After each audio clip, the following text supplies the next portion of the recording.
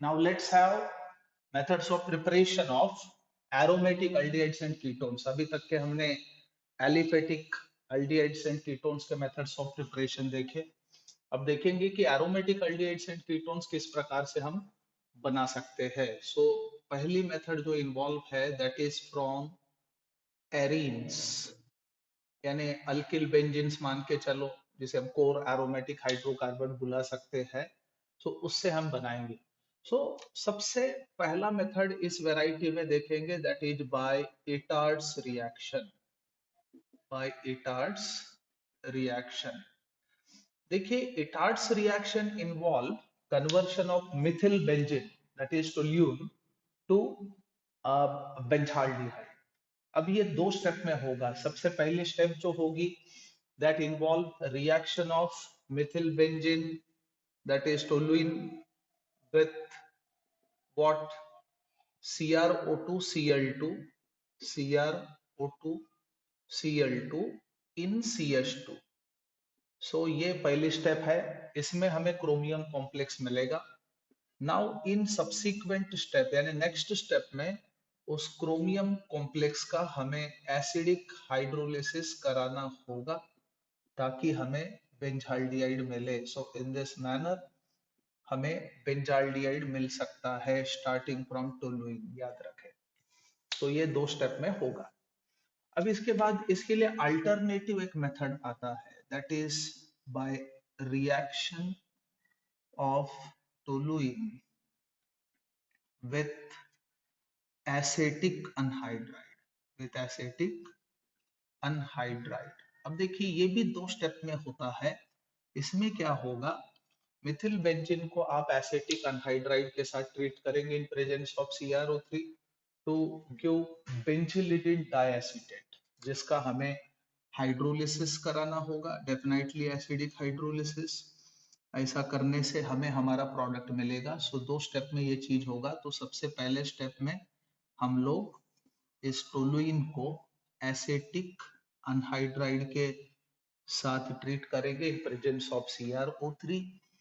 हमें बेंजिलिडिन डाइएसिटेट मिलेगा, जिसका हाइड्रोलिसिस कराने के बाद हम लोगों को प्रोडक्ट मिलेगा benzaldehyde. So this is the benzaldehyde. और ये हमारा मिथिल बेंजीन है जिसे हम टोलुइन कह सकते हैं. उसके बाद तीसरा अल्टरनेटिव टेक्निक ये है, मिथिल बेंजीन को MnO के साथ एयर में अगर हम ट्रेमेंडसली हीट करें तो डायरेक्टली हमें बेंजाल्डिहाइड मिल सकता है. So by reaction of toluene with MnO, that too in air. So what we need to do, this is the methyl benzene. अब इस मिथिल बेंजीन को MnO के साथ एयर में एलिवेटेड टेम्परेचर पे जब हम हीट करेंगे, then we can have the benzaldehyde. So in this manner we can produce benzaldehyde starting from arene. ये था सबसे पहला तरीका एरीन्स बनाने का. अब एरीन से बेंजाल्डिहाइड एंड एरोमेटिक एल्डिहाइड बनाने का. उसके बाद let's see second method of preparation that is from बेंजील chloride. अब देखिए, बेंजील क्लोराइड का कन्वर्शन बेंजाल्डिहाइड में हम तीन अलग अलग हिसाब से कर सकते हैं.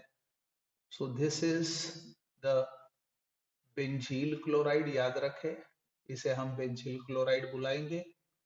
तो हमारे पास सबसे पहला जो ऑप्शन है इसका कन्वर्शन बेंजाल्डिहाइड में करने के लिए, बेंजील chloride is heated with what, copper nitrate. ऐसा जब हम करेंगे तब हमें डायरेक्टली जो है बेंजाल्डिहाइड मिलेगा एज ए प्रोडक्ट. ये हमारा सबसे पहला ऑप्शन है. Now option number 2, this same thing can be done using lead nitrate. So lead nitrate के साथ अगर आप बेंजील क्लोराइड को हीट करते हैं तब भी आपको यहाँ पे बेंजाल्डिहाइड मिलेगा. और हमारा तीसरा प्रयोग है, ये दो स्टेप में होगा. हमें urotropin that is CH2/6N4 that is hexamethylene tetramine के साथ बेंजील क्लोराइड को हीट करो, बाद में इंटरमीडिएट को वाटर के साथ ट्रीट करो। ऐसा करने से we can have benzaldehyde. So benzyl chloride ultimately can be converted to benzaldehyde using these techniques. In technique से हम लोग ये काम कर सकते हैं। अब इसके बाद अगला पड़ाव that is the Gattermann Koch formulation. So Gatterman-Koch formulation reaction is very important method in production of benzaldehyde especially. इसमें क्या होता है, हम लोग बेंजीन को, this is benzene, so benzene is to be treated with carbon monoxide and HCl in presence of anhydrous AlCl3. ऐसा करने से हमें बेंजाल्डिहाइड मिलेगा। सो ये तरीका होता है गैटरमन कोच फॉर्मुलेशन। सिमिलरली अगर हम लोग बेंजीन के जगह पे मिथिल बेंजीन लेते हैं that is toluene, this is the toluene. So toluene when treated with same that is with mixture of carbon monoxide and HCl in presence of anhydrous AlCl3, तो हमें आर्थो और पैरा सब्स्टिट्यूटेड प्रोडक्ट का mixture मिलेगा। जैसे कि ये होगा हमारा, ये this is ortho methyl benzaldehyde and another product so obtained is the paramethyl benzaldehyde. Similarly आप क्लोरोबेंजीन के साथ भी ये कर सकते हैं। So and chlorobenzene would give the same, this is the chlorobenzene when allowed to react with carbon monoxide and HCl in presence of AlCl3, then also we can have mixture of ortho and प्यारा substituted products, यानी हम लोगों को मिलेगा आर्थोक्लोरोबेंजाल्डिहाइड and प्यारा क्लोरोबेंजाल्डिहाइड। तो ये है गैटरमन कोच फॉर्मुलेशन, जिससे बड़े तौर पे हम लोग बेंजाल्डिहाइड और उसके जो डेरिवेटिव्स है उन्हें काफी लार्ज स्केल में प्रोड्यूस कर सकते हैं। इसके बाद next method of preparation is by Houben Hoesch Houben Hoesch reaction. अब देखिए ये हाउबेन हाउस रिएक्शन क्या होता है, it is the conversion of dihydric और trihydric phenols into aromatic ketones. जैसे कि मान के चलो हमने रिसोर्सिनॉल लिया, so this is the resorcinol. Now what we need to do is it is to be treated with alkyl cyanide in HCl and ZnCl2। ये पहली स्टेप हो गई, और सब्सिक्वेंट स्टेप में इसका हाइड्रोलिसिस हमें कराना चाहिए। ऐसा जब हम कराते हैं तो हमें एरोमेटिक कीटोन मिलेगा इस type. So this is the aromatic ketone what we called phenol. Similarly अगर हम पायरोगैलोल लेते हैं, सिमिलरली अगर हम लोग पायरोगैलोल लेते हैं या फिर phloroglucinol for example, consider phloroglucinol which happens to be the trihydric phenol, जिसे कुछ इस तरह से दिखा सकते हैं। So this is फ्लोरोग्लूसिनॉल। So when इसको भी हम सेम सीरीज ऑफ ऑपरेशन, यानी when we treat this with alkyl cyanide in HCl and what ZnCl2 followed by hydrolysis, so then we can have the aromatic ketone, जिसे हम लोग कुछ इस तरह से दिखा सकते हैं। So this is called Haubenhaus reaction, इसको हम Haubenhaus reaction कह सकते हैं। अब इसके बाद next very important synthesis, benzaldehyde और उसके डेरिवेटिव्स बनाने के लिए काफी फेमस रिएक्शन आती है, which is the property of phenol also what we called Reamer T-man. So next method which can be suggested is by Reamer T-man, Reamer T-man reaction. अब देखिए Reimer Tiemann reaction is the conversion of phenol into salicyl aldehyde. So इसमें होता क्या है, हमें phenol लेना होता है. This is phenol. Now phenol is to be treated with chloroform, that is CaCl3 and aqueous NaOH.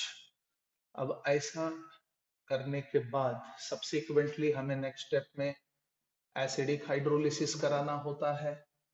सो यहाँ पे हमें आर्थो हाइड्रोक्सी बेंजाल्डिहाइड, जिसको हम कहते हैं सैलिसिल एल्डिहाइड, मिलेगा. Salicyl aldehyde is obtained as a product starting from phenol, and this is called the Reamer-Tiemann reaction. उसके बाद हम बात करेंगे गैटरमन्स फॉर्मुलेशन की. So let's see Gattermann's formulation. Formulation. So Gattermann's formulation is also one of the finest method to convert derivatives of benzene into the derivatives of benzaldehyde. जैसे कि for example अगर हम मिथिल बेंजीन लेते हैं, this is the methyl benzene, what we call toluene, commonly called as toluene. So it is to be treated with ZnCN by 2, that is zinc cyanide, and HCl in very first step. और दूसरे step में इसका hydrolysis हमें करना होगा.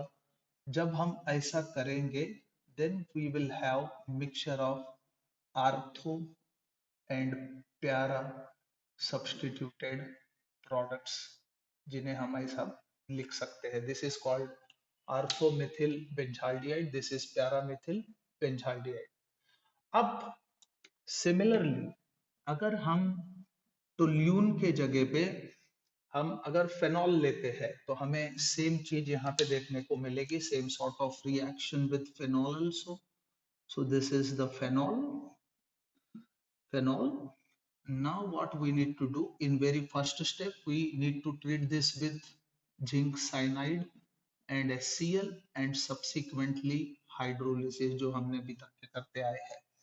सो यहाँ पे भी हमें आर्थो और प्यारा सब्स्टिट्यूटेड प्रोडक्ट का मिक्सचर मिलेगा. सो this is called as salicyl aldehyde, that is ortho hydroxybenzaldehyde, and this is para hydroxybenzaldehyde.